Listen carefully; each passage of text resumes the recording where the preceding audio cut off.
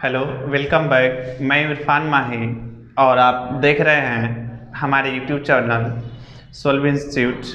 आज हम लोग देखेंगे इज एम आर का प्रयोग और उसमें हम लोग जानेंगे इज एम आर का पीछे छुपी हुई एक बहुत बड़ा रहस्य, जिसे पढ़ने के बाद भी हम लोग क्या करते हैं, ना तो इंग्लिश को सही से पढ़ पाते हैं, ना ही तो लिख पाते हैं और ना ही तो बोल पाते हैं। इस चीज़ को दूर करने के लिए आज हम लोग देखेंगे इज एम आर का वह 10 रूल, वह 10 कंसेप्ट जिससे हमारा इंग्लिश बोलना, पढ़ना और लिखना हो जाएगा आसान। तो आइए हम लोग देखते हैं इज एम आर का वह 10 कंसेप्ट क्या है।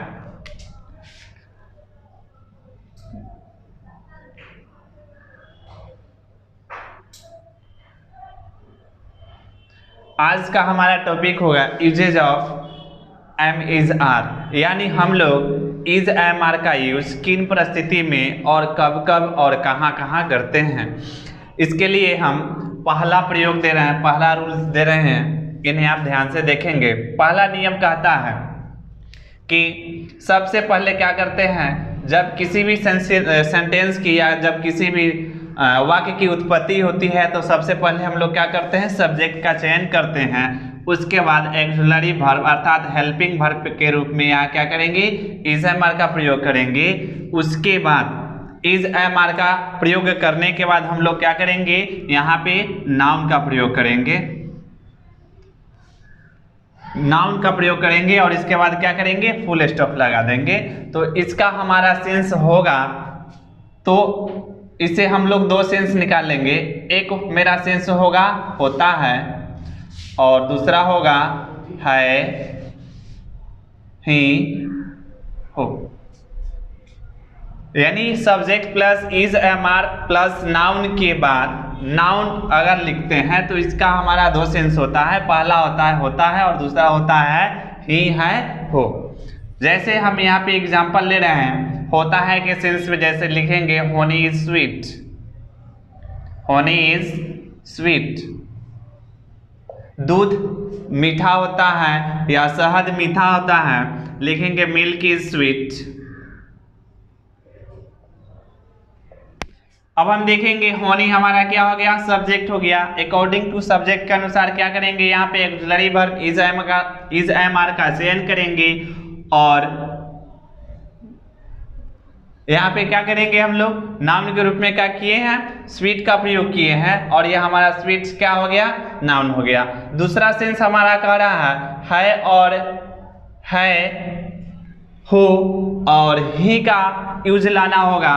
तो उसके लिए हम क्या करेंगे, दूसरा एग्जांपल लेंगे, जैसे you are a teacher, I am a boy. नियम अब क्या क्या कहता है, इसे हम ज़रा ध्यान से देखेंगे कि अगर नाउन के पहले अगर हम किसी भी सेंस इस स्ट्रक्चर के अनुसार अगर हम सेंस है, ही, हो निकालना चाहे तो उसके लिए क्या करेंगे, इस नाउन के पहले before a noun use of a an, यानी आर्टिकल ए एन का प्रयोग करेंगे, जिससे हमारा सेंटेंस क्या होगा, राइट एंड करेक्ट बनता चला जाएगा। अब हम लोग क्या करेंगे, रूल नंबर 2 की ओर बढ़ रहे हैं। रूल नंबर 2 देखेंगे, हमारा रूल नंबर 2 कह क्या रहा है। दूसरा नियम है, सब्जेक्ट के बाद हमने इज एम आर लगाया, उसके बाद हम क्या किए, एडजेक्टिव लगाएं।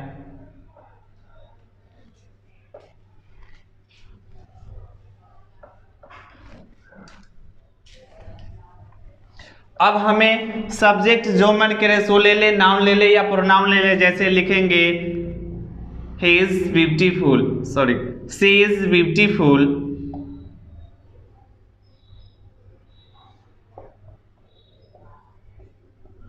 राम इज सैड,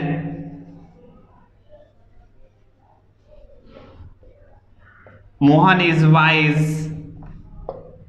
अब ये हमारे ब्यूटीफुल, सैड, वाइज, ये जो भी चीज़ है, ये जो भी वर्ड्स हमको दिखाई दे रहे हैं, ये सारे क्या है, एडजेक्टिव है। सी, राम और मोहन हमारे सब्जेक्ट हो गए और इज एम आर ये हमारे ऑक्सिलरी वर्ब के रूप में आया। अकॉर्डिंग टू सब्जेक्ट के अनुसार हमने यहाँ क्या किया, इज एम आर का चयन किया और एडजेक्टिव हमारा क्या हो गया, ब्यूटीफुल, सैड और वाइज हो गया। इस प्रकार से हम जितना चाहे उतना किसी भी एग्जाम्पल को इस सेंटेंस के अनुसार, इस स्ट्रक्चर के अनुसार हम क्या कर सकते हैं, बना सकते हैं। और प्रयोग नंबर हम लोग 3 को देखेंगे। रूल नंबर 3 हमारा कह रहा है कि हमने क्या किया, सब्जेक्ट लगाया, सब्जेक्ट के बाद इज एम आर लगाया और इज एम आर के बाद वर्ब का तीसरा रूप लगाया और उसके बाद हमने अदर वर्ड्स लगाया। तो ये हमारा बनता है पैसिव वॉइस।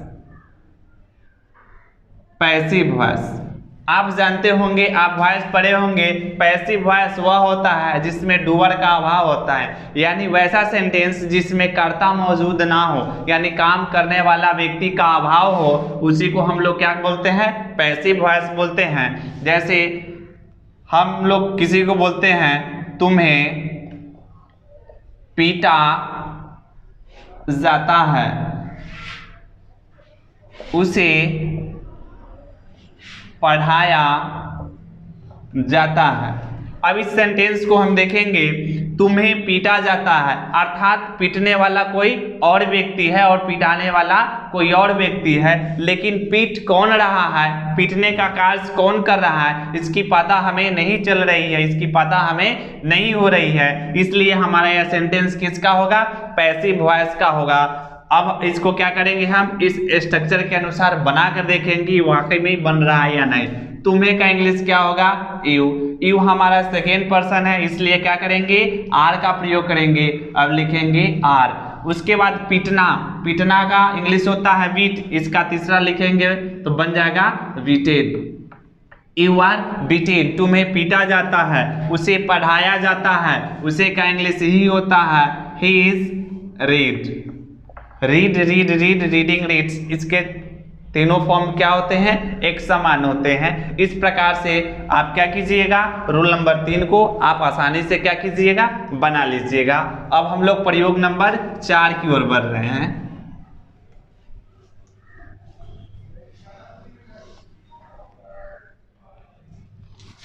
प्रयोग नंबर हमारा 4 का रहा है, सब्जेक्ट लगाया, सब्जेक्ट के बाद इज एम आर का प्रयोग किया,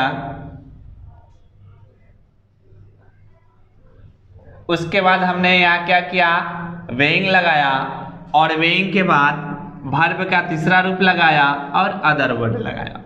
हमने क्या किया, सब्जेक्ट लिया, इज एम आर लिया, वेइंग लिया, वर्ब का तीसरा रूप लिया और क्या किया, अदर वर्ड्स लगाया। तो ये हमारा बनता है कॉन्टिन्यूअस, यह हमारा बनता है कॉन्टिन्यूअस। किसका कॉन्टिन्यूअस, प्रेजेंट टेंस का कॉन्टिन्यूअस। ये किसका कॉन्टिन्यूअस बना, प्रेजेंट कॉन्टिन्यूअस टेंस का ये कॉन्टिन्यूअस। जैसे आपको कहा जाए उसे पढ़ाया जा रहा है, उसे पढ़ाया जा रहा है, ये भी हमारा क्या होगा, पैसिव वॉइस ही होगा। लेकिन यह क्या होगी, कंटिन्यूटी पे दिखाएगी। किसकी कंटिन्यूटी, तो प्रेजेंट टेंस का। जैसे मैंने यहाँ पे एग्जांपल लिया, उसे पढ़ाया जा रहा है, आप लोगों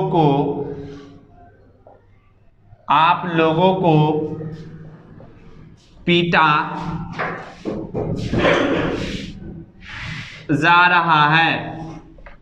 अब क्या करेंगे, ये दो सेंटेंस को इस स्ट्रक्चर के अनुसार हम बना कर देखेंगे। उसे का इंग्लिश क्या हो जाएगा, ही के लिए हम क्या लेंगे, इज। उसके बाद क्या लगाना है हमें, वेइंग। और पीटना, पढ़ाया का क्या होता है, रीड का क्या लिखेंगे, रीड। बन गया हमारा ही इज वेइंग रीड। आप लोगों को पीटा जाता है, आप लोगों का इंग्लिश क्या करेंगे, यू लिखेंगे। यू के साथ क्या लगता है, आर लगाएंगे। उसके बाद क्या लगाना है, वेइंग। हमने यहाँ क्या किया, वेइंग लगा दिया। पीटना का क्या हो जाएगा, बीटेन। अब हमारा सेंटेंस क्या हो गया, बन गया, यू आर वेइंग बीटेन। उसे, आप लोगों को पीटा जा रहा है, उसे घसीटा जा रहा है, आप लोगों को घर से बाहर निकाला जा रहा है। इन प्रकार के सेंटेंसों को क्या करेंगे, what ever comes your mind, जितना चाहे उतना क्या करेंगे, इस सेंटेंस के अनुसार जितना मर्जी हो उतना हम क्या कर लेंगे, बना लेंगे और आसानी से इसको क्या करेंगे, हम छोटे छोटे सेंटेंसों को बोलने में डेली यूज कर सकते हैं।